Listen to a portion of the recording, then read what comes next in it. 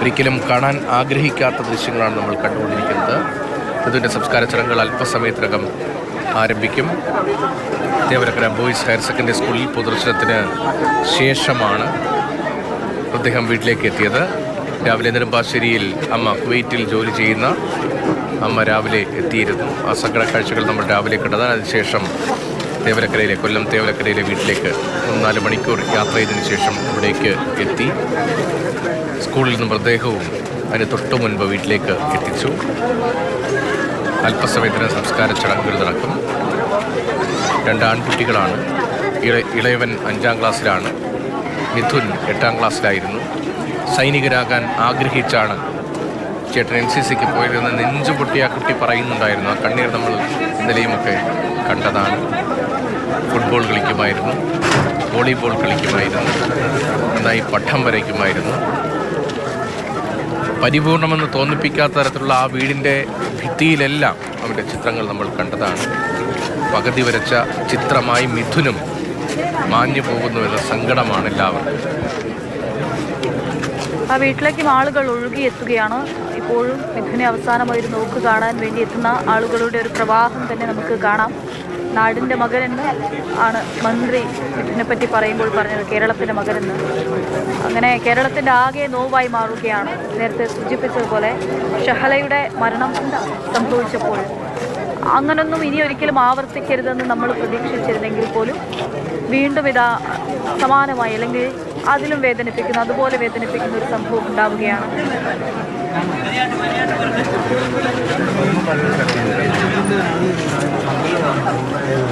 നടപടികളൊക്കെ ഇതിനു ശേഷം സ്വീകരിക്കുന്നുണ്ട്. ദുരന്തമുണ്ടായാൽ മാത്രം ഉണരുന്ന നമ്മുടെ സംവിധാനം, ആ സംവിധാനത്തിൻ്റെ പിടിപ്പുകേട്, പിഴവ് കൊണ്ട്, അനാസ്ഥ കൊണ്ട് മാത്രമാണ് ഇന്ന് ഈ ഒരു സങ്കടക്കടലായി തേവലക്കര മാറിപ്പോകുന്നത്. നാടാകെയും നോവുന്ന നിമിഷങ്ങളിലേക്ക് നമ്മളൊക്കെ എത്തി നിൽക്കേണ്ടത്, അല്ലെങ്കിൽ ഈ കാഴ്ചകൾ കണ്ടു നിൽക്കേണ്ടി വരുന്ന അവസ്ഥ. കൂട്ടുകാരൊക്കെയും വന്നു പോകുന്നുണ്ട് മിഥുനെ കാണാനായി. എല്ലാവരോടും സൗഹൃദം സ്ഥാപിച്ചിരുന്നൊരു കുട്ടിയായിരുന്നു. നാട്ടിലെ മാമന്മാരോടും നാട്ടിലെ ചേട്ടന്മാരോടും അങ്ങനെ എല്ലാവരോടും കൂട്ടൊക്കെ കൂടി എല്ലാവരുമായിട്ട് അടുപ്പമുണ്ടായിരുന്നൊരു മകനായിരുന്നു, ഒരു കുഞ്ഞു മോനായിരുന്നു. എന്നിട്ട് സംസാരിച്ചാൽ പറയുന്നുണ്ട്, എവിടെ വെച്ച് കണ്ടാലും ആരെ കണ്ടാലും ചോദിക്കും, മാമ എവിടെ പോണ് എന്ന് ചോദിക്കുമായിരുന്നു. കഴിച്ചോ എന്ന് ചോദിക്കുമായിരുന്നു. വീട്ടിൽ നിന്ന് ആഹാരം തരട്ടെ എന്ന് ചോദിക്കുമായിരുന്നു. അങ്ങനെ എല്ലാ കാര്യങ്ങളും തിരക്കുന്ന അങ്ങനെ ഒരു കുട്ടിയായിരുന്നു. പലരും ഓർമ്മകൾ ഇന്നലെ പങ്കുവച്ചതാണ്.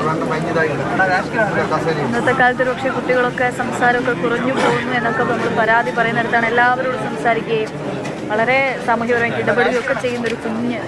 അങ്ങനെ നാട്ടുകാർക്ക് ഇഷ്ടപ്പെട്ടൊരു മോൻ. കായലോരത്തുള്ള ആളുകളൊക്കെ സംസാരിക്കുന്ന അങ്ങനെയാണ്. അവനവിടെ കായലോരത്ത് കളിക്കാൻ പോകാറുണ്ടായിരുന്നു. അപ്പോഴാണ് ഈ ഭക്ഷണം കഴിച്ചോ, വീട്ടിലേക്ക് ആഹാരം കഴിച്ചോ, വീട്ടിലേക്ക് വരുന്നോ, കൊണ്ടുത്തരണോ എന്നൊക്കെ ചോദിക്കുന്ന തരത്തിലൊരു 13-കാരൻ്റെ പെരുമാറ്റം ഒരുപക്ഷെ അവൻ്റെ ചുറ്റുപാടിൽ നിന്ന്, അവൻ്റെ വീട്ടിൽ നിന്ന് അവൻ പഠിച്ചതായിരിക്കാം. ആ ഭക്ഷണത്തിൻ്റെ വില ഉൾപ്പെടെയുള്ള കാര്യങ്ങളൊക്കെ. അതൊരു വലിയ ഗ്രാമ്യ ഭംഗിയുള്ള പ്രദേശമാണ്.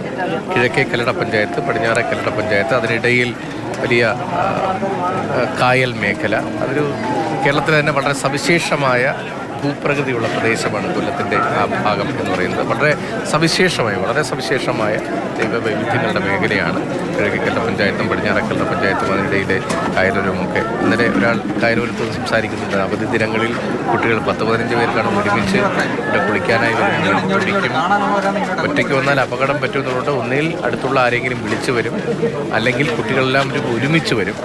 അപകടമൊന്നും പറ്റാതെ എല്ലാവരുടെയും കാര്യത്തിൽ ശ്രദ്ധിക്കുന്ന ഒരു ഗ്രാമത്തിൽ ആ ഗ്രാമത്തിൻ്റെ നന്മയെല്ലാം ഉൾക്കൊണ്ട് ജീവിച്ച കുട്ടിയാണ്. ഒരുപക്ഷെ നാളെ നാടിന് വളരെ പ്രതീക്ഷ നൽകുന്ന തരത്തിൽ ജീവിതം നയിക്കാൻ ശേഷിയുണ്ടായിരുന്നൊരു കുട്ടിയാണ്. സ്കൂളിലേക്ക് എത്തുമ്പോൾ അവൻ്റെ ചെരുപ്പായിരുന്നില്ല, അവൻ്റെ കൂട്ടുകാർ കളിക്കുകയായിരുന്നു. ആ ഒരു ചെരുപ്പ് മുകളിലേക്ക് പോയി എടുത്തു കൊടുക്കാമെന്ന് പറഞ്ഞ് പോയതാണ്. അതൊക്കെ ഇന്ന് രാവിലെ കുട്ടികൾ സംസാരിക്കുമ്പോഴാണ് മനസ്സിലാകുന്നത്. എടുത്തു കൊടുക്കാമെന്ന് പറഞ്ഞ് വലിയ മുകളിലേക്ക് കയറിയതാണ്. എടുക്കണ്ടെന്ന് പറഞ്ഞപ്പോൾ എടുത്തു എന്ന് പറയുമ്പോൾ ഒരുപക്ഷെ അവൻ്റെ സ്വപ്നം എന്ന് പറയുന്ന ആർമിയിലേക്ക് സൈനികനാവുക എന്നുള്ളതാണ്. ധീരനായിരിക്കുക എന്നുള്ളതൊക്കെ ആകാം അവൻ്റെ സ്വപ്നവും അവൻ്റെ ചിന്തകളും ഒക്കെ അങ്ങനെയുള്ളൊരു കുട്ടിയാകാം. അപ്പോൾ ഇത് എളുപ്പമല്ലേ എന്ന് കരുതി ഒരുപക്ഷെ അവൻ എടുക്കാൻ പോയതായിരിക്കും. കുട്ടികളാണ്, അവൻ്റെ പ്രായം അതാണ്, 13 വയസ്സാണ്. അത്രയും തിളച്ചു നിൽക്കുക, നമ്മൾ നേരത്തെ സൂചിപ്പിച്ച പോലെ പറന്ന് തുടങ്ങുന്ന പ്രായമാണ്.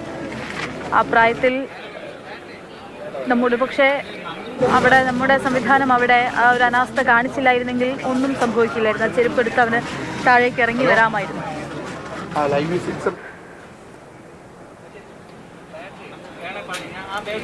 തേവലക്കരയിലെ വീട്ടിലാണിപ്പോൾ മിഥുൻ്റെ ജീവനറ്റ ശരീരമുള്ളത്.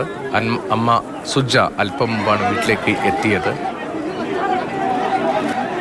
നല്ലൊരു ഭാവി സ്വപ്നം കണ്ട് മക്കളെ നന്നായി വളർത്താം, കുടുംബത്തെ കൈപിടിച്ചുയർത്താം എന്ന പ്രതീക്ഷയിൽ വിദേശത്തേക്ക് പോയ അമ്മയാണ്. 3 മാസം അത്രയേ സമയമായുള്ളൂ സുജ വിദേശത്തേക്ക് പോയിട്ട്.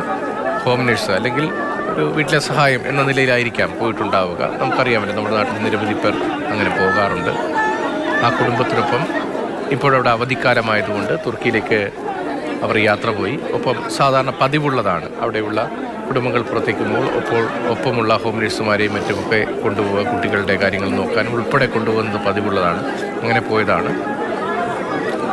മിഥുൻ സാധാരണ ബസ്സിലാണ് സ്കൂളിലേക്ക് പോകാറ്. തേവലക്കര ബോയ്സ് ഹയർ സെക്കൻഡറി സ്കൂളിലേക്ക് മിഥുൻ സാധാരണ ബസ്സിലാണ് പോകാറുള്ളത്. അച്ഛന് കെട്ടിട നിർമ്മാണ ജോലിയാണ്. മേശിരിപ്പണി എന്ന് സാധാരണ തെക്കൻ കേരളത്തിൽ പറയുന്നത്. മേശിരിപ്പണി എന്നത് സാധാരണ ഈ തടി കൊണ്ടുള്ള പണികൾക്കാണ് പറയാറെങ്കിൽ, പക്ഷേ മേശിരിപ്പണി എന്ന് പറഞ്ഞാൽ തിരുവനന്തപുരം, കൊല്ലം ജില്ലകളിലൊക്കെ അത് കെട്ടിട നിർമ്മാണ ജോലിയാണ്. കെട്ടിട നിർമ്മാണ ജോലി ചെയ്യുന്ന ആളാണ് അച്ഛൻ മനു. ആ കാലത്ത് 10ാം ക്ലാസ് ജയിച്ച ആളാണ്. ആ കാലം എന്ന് പറയുമ്പോൾ 10-25 വർഷം 30 വർഷമേ പിന്നിലേക്ക് പോയാൽ മതി. പക്ഷേ അന്ന് 99% വിജയമില്ലാത്ത കാലമാണ്. വളരെ പരിമിതമായ സാഹചര്യത്തിൽ 10ാം ക്ലാസ് പാസ്സായെങ്കിലും പിന്നീട് തുടർന്ന് പഠിക്കാൻ കഴിഞ്ഞില്ല. കെട്ടിട നിർമ്മാണ ജോലികൾ ചെയ്യുകയാണ്. കഴിഞ്ഞ ദിവസം ജോലി ഉണ്ടായിരുന്നില്ല. മകനെ ബൈക്കിൽ സ്കൂളിൽ കൊണ്ടുവിട്ടു. വൈകിട്ട് ചെരുപ്പ് വാങ്ങാൻ പോകാം എന്ന് പറഞ്ഞിട്ടാണ് അച്ഛൻ അവസാനമായി സ്കൂളിൽ മകനെ വിട്ട് തിരിച്ചു പോരുന്നത്. അതിനുശേഷമാണ് ഈ അപകടമുണ്ടാകുന്നു. മകൻ്റെ വിയോഗ വാർത്ത പിന്നാലെ ശാസ്താംകോട്ട ആശുപത്രിയിലേക്ക് എത്തുമ്പോൾ അറിയുന്നു. അവിടെ ഉണ്ടായിരുന്ന പഞ്ചായത്ത് മെമ്പർക്കാണ് ആദ്യം വിവരം കിട്ടുന്നത്. ഒരു അപകടം സംഭവിച്ചു. മനുവിനെയും കുട്ടി ആശുപത്രിയിലേക്ക് എത്തുന്നു. അവിടെ ചെല്ലുമ്പോൾ മിഥുൻ മരിച്ചു എന്ന വിവരമാണ് മനുവിന് അറിയാൻ കഴിഞ്ഞത്. അമ്മ പോയിട്ട് 3 മാസമേ ആയുള്ളൂ. രാവിലെ സ്കൂളിലേക്ക് പോകുന്നതിന് മുൻപ് മിഥുനുമായും അനുജനുമായും അമ്മ വീഡിയോ കോളിൽ സംസാരിച്ചിരുന്നു. കാര്യങ്ങളൊക്കെ തിരക്കിയിരുന്നു. അതിന് പിന്നാലെയാണ് അച്ഛൻ മനു മിഥുനെ സ്കൂളിലേക്ക് ബൈക്കിൽ കൊണ്ടുവിടുന്നത്. പിന്നാലെയാണ് ഈ അപകടം ഉണ്ടാകുന്നത്. 9:15 തന്നെ ഈ അപകടം സംഭവിക്കുന്നു.